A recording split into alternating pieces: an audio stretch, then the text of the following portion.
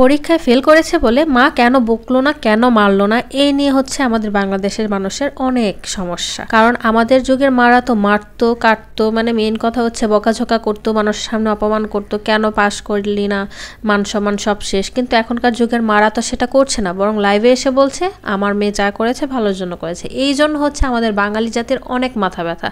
এখন সবচেয়ে বেশি বাঙালি জাতি খুশি হতো কিসে, মানে লাইভে এসে মেয়েকে যদি প্রচুর পরিমাণে মারতো, তারপর হয়তো বাঙালি জাতি অনেক খুশি হতো যে না ঠিক করেছে, সন্তান ফেল করবে কেন।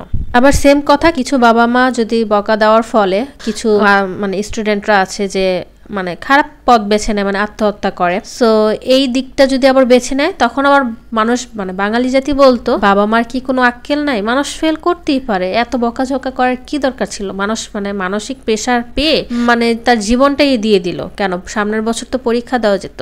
এটাও কিন্তু আমরা বাঙালি জাত বলি। আমরা এক মুখে কতগুলো কথা বলতে পারি আমরা বাঙালি জাতি, কেন আমাদের অন্যের সুখটা সহ্য হয় না। কারো মা যদি কোনো সন্তানকে সাপোর্ট করে সেটাও আমাদের আসলে সহ্য হয় না। কারণ কেন করলো, কেন সাপোর্ট করলো? ভাই সে ফেল করছে এই না যে সে কারো জীবন মানে ক্ষতি করছে, সে তো কারো জীবনে কোনো ক্ষতি করেনি। মানুষ ফেল করতেই পারে, জীবনে আপস অ্যান্ড ডাউনস থাকতেই পারে। সে কি কারো জীবন নষ্ট করছে বা আমার জীবন কি ধ্বংস করছে? তাহলে আমাদের কেন এত মাথা ব্যথা?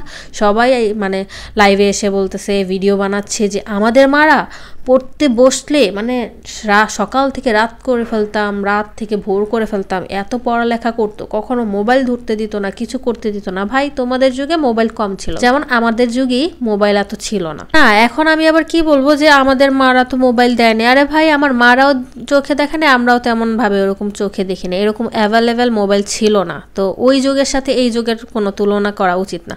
আমাদের বাচ্চারা সকাল থেকে ফোন দেখে, কিন্তু আমরা তো ফোন তো দূরের কথা, ভালোভাবে টিভি, হ্যাঁ টিভি দেখেছি অনেক আমাদের সময়, কিন্তু ফোন তো ইউজ করতে পারিনি। যুগে যুগে মানুষের কত কিছু, ডিজিটাল যুগ, কত কিছু পরিবর্তন হয়, মন মানসিকতা পরিবর্তন হবে।